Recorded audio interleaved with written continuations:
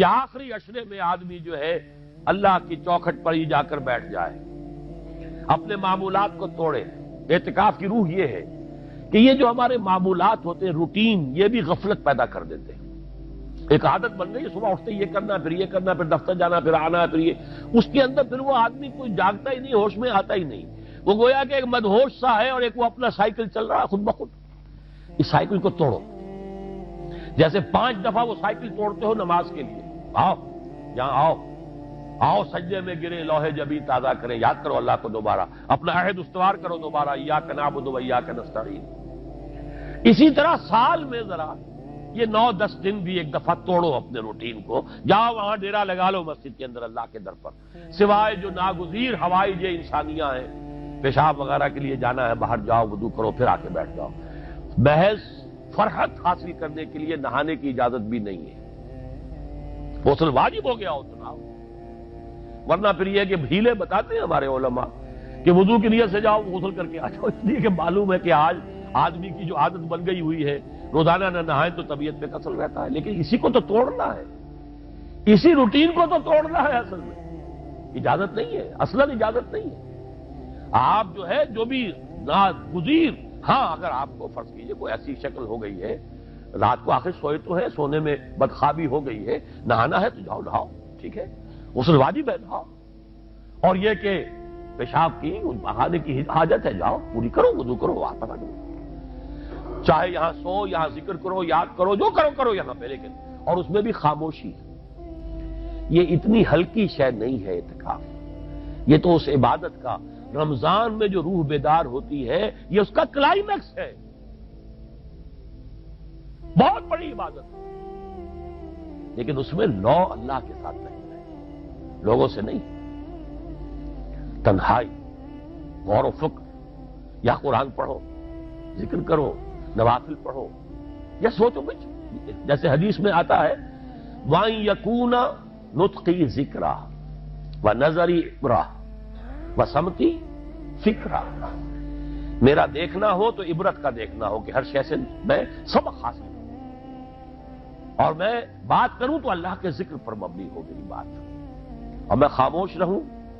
وَسَمْتِي فِكْرًا، غور و فکر، تفکر و اعتبار، جو حضور جا کر غار حرا میں کیا کرتے تھے وہ اعتکاف تھا حضور کا، مکی دور کا اعتکاف، تنہا بیٹھ کر۔ اور یہ روایت مجھے بعد میں معلوم ہوا کہ یہ بنو ہاشم میں یہ روایت تھی، حضور کے دادا بھی جا کر وہاں پر غار حرا میں بیٹھا کرتے تھے، یہ ان کی ایک خاندانی روایت چلی آ رہی تھی، یہ جگہ تھی، اور وہ جگہ ایسی ہے عجیب سی، اب تو خیر بڑی بڑی عمارتیں حائل ہو گئی ہیں، ورنہ میں نے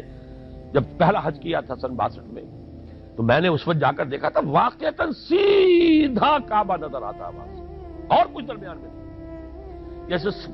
اس کو سلٹ لیمپ کہتے ہیں، وہ غار ہے ہی ایسی کہ سامنے ایک دراڑ سی بس کھلی ہوئی ہے، یہ اس کے اندر سے وہاں بیٹھ جائیے سیدھی نگاہ خانہ کعبہ پر جاتی ہے، تو کعبے کا مراقبہ بھی کیا جا سکتا تھا وہاں بیٹھ کر، دیکھنا، کعبے کو دیکھنا عبادت ہے، اور پھر اس یکسوئی کے ساتھ، کوئی نہیں، کعبے میں ہے تو نہ معلوم کیا کچھ اور ہو رہا ہے، لیکن یہ کہ وہاں تو آپ بیٹھے ہوئے، وہ اعتکاف، یہی اعتکاف حضرت موسیٰ نے کیا تھا 40 دن کا، تب تورات ملی تھی، یہی 40 دن کا روزہ کیا رکھا تھا، یہ اگرچہ قرآن میں مذکور نہیں ہے، حضرت موسیٰ کا تو قرآن میں مذکور ہے، حضرت عیسیٰ کا انجیل میں مذکور ہے، 40 روز کا روزہ اور اعتکاف پہاڑوں میں کیا جاتا ہے، تب انجیل میں لی، یہی اعتکاف تھا جو حضور کر رہے تھے غار حرا میں، تب قرآن، اقرا بسم ربک الذی خلق، خلق الانسان من علق، یہ تو اس کا ایک عکس، اس کی ایک جھلک ہونی چاہیے۔ میں نے روح اعتکاف پر بھی ایک زمانے میں ایک تقریر کی تھی، میں نے دیکھا چھپی ہوئی تھی، اب پتہ نہیں کہیں اویلیبل ہے یا نہیں، ایک علیحدہ کتابچے کی شکل میں بھی تھی، ویسے عظمت سیام و قیام رمضان مبارک پر بھی میرا کتابچہ ہے، عظمت صوم، جس میں کہ پھر میں نے یہ انسان کے 2 وجود، اس کے بارے میں بھی خاصی وضاحت کے ساتھ گفتگو کی ہے، وہ بھی میرا کتابچہ ہے، شاید باہر اس پہ ہوں گے۔ تو فرمایا جب تم اعتکاف میں ہو تو ان کے ساتھ مباشرت نہیں کر سکتے، تلک حدود اللہ ہے، یہ اللہ کی حدود ہیں،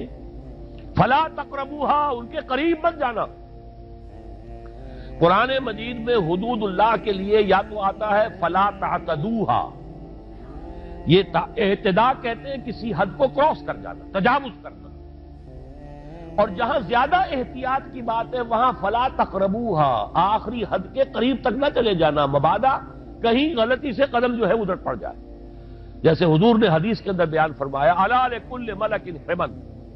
ہر بادشاہ کی ایک محفوظ چراگاہ ہوا کرتی تھی، اسی کے جانور اس میں چریں گے، کوئی رعیت میں سے کسی کی بھیڑ بکری، کسی کا کوئی جو ہے گھوڑا وہاں نہیں آ سکتا. اب اگر کسی کا گھوڑا یا کسی کی بھیڑ بکری چلی گئی، وہ مجرم ہو گیا، پکڑا جائے گا، گردن ماری جائے گی. تو حضور نے فرمایا کہ اللہ کی بھی ایک محفوظ چراگاہ ہے. اللہ کی حما کیا ہے؟ محارمہ، جو چیزیں اس نے تم پر حرام کر دی، ان کے قریب نہ جانا. تو دیکھو اگر کوئی چرواہا اپنی بھیڑوں بکریوں کو بالکل آخری حد تک لے جائے گا اس بادشاہ کی جو وہ حد ہے، تو اندیشہ ہے کہ بھیڑیں بکریاں کہیں ایک چھلانگ لگائے اور بادشاہ کی چراگاہ میں داخل ہو جائے. لہذا ذرا فاصلے پر رہا کرو. یہ ہے آخری حد تک نہ جاؤ بلکہ کچھ فاصلے پر رہو. فلا تقربوہا، یہ اللہ کی حدود ہے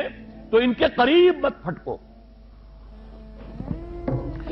کذالک یبین اللہ لکم آیاتہ للناس لعلہم یتقون، اسی طرح اللہ تعالی اپنی آیات لوگوں کے لیے واضح کر رہا ہے تاکہ وہ بچیں، تقوی کی روش اختیار کریں، حدود الہی کا احترام کریں، اس میں کہیں تجاوز تو دور رہا، اس کے قریب بھی رہا.